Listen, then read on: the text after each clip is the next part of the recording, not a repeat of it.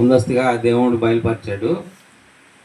గత వారంలో ప్రతిరోజు మధ్యాహ్నం 3 గంటలకి రైట్ హ్యాండ్ తిమ్మిరెక్కడం, మాట కొసుకోవడం అలా జరిగింది 2 రోజులు. తర్వాత హాస్పిటల్ డాక్టర్ దగ్గరికి తీసుకెళ్తే ఆమె స్కానింగ్ రాసింది. మరుసటి రోజు ఆమె టైం అయిపోవడం వల్ల వెళ్ళిపోయింది. మరుసటి రోజు తీపిద్దాం అనుకున్నాము. తర్వాత ఆ స్కాన్ తీయించకుండానే మరుసటి రోజు మళ్ళీ ఎప్పుడు ఒకసారి వచ్చేది 2 సార్లు వచ్చింది ఒకరోజు. ఒకసారి 2 సార్లు రావడం వలన భయం వేసేసి సోమవారం నాడు, గురువారం నాడు వచ్చింది. సోమవారం తీసుకెళ్దాం అనుకుంటే ఈ అమ్మాయి ఉంది ఇట్లాంటివి అశ్రద్ధ చేయకూడదు, తీసుకెళ్ళాలని చెప్పేసి ఆ అమ్మాయికి దేవుడు బయలుపరచడం వలన వెంటనే తీసుకెళ్ళాం. అది తీసుకెళ్ళడం వలన అక్కడికి వెళ్ళిన తర్వాత డాక్టర్ స్కానింగ్ చేసింది. ఆ స్కాన్ చేయడం వలన ఆ బ్లడ్లో క్లాట్స్ అనేవి కనిపించి వెంటనే ట్రీట్మెంట్ స్టార్ట్ చేశారు.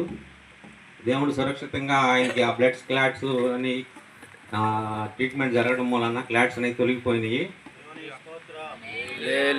లేదంటే దేవుడు చేసిన మేలు ఏంటంటే ఆయనకు ఆ పారాలసిస్ అనేది రాకుండా దేవుడు ముందుగానే మాకు బయలుపరిచి ఆయన రక్షణ పొందున్నాడు. ఎన్నో శోధనలు అనుభవిస్తున్నాడు. బైపాస్ ఆపరేషన్ అన్నారు, బైపాస్ ఆపరేషన్ అయిపోయింది. తర్వాత పారాలసిస్ అనేది వచ్చినట్లయితే ఇక మా అమ్మ చేయగలిగేది కాదు. ఆయన పరిస్థితి దారుణంగా అయ్యేది. వృద్ధాప్యంలోకి వెళ్ళిపోయి ఉన్నారు. వాళ్ళ ఆరోగ్యం కొరకు మీరు అందరూ ప్రార్థన చేయండి. నాకు ఆరోగ్యం సరిగా ఉండట్లేదు, నా కొరకు ప్రార్థన చేయండి. కాబట్టి మీరందరూ కలిసి సంఘంలో ప్రార్థన చేశారు. మా నాన్న కొరకు ప్రార్థన చేయడం వలన ఆయన స్వస్థత పొందారు.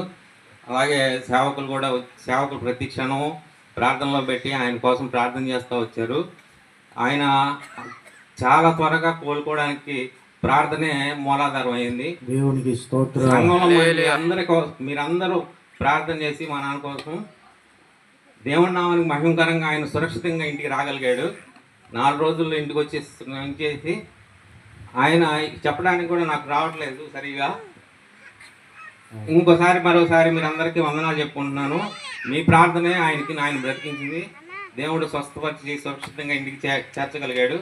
కాబట్టి ఆయన ఆరోగ్యం కొరకు ప్రార్థన చేయండి. దేవునికి స్తోత్రం.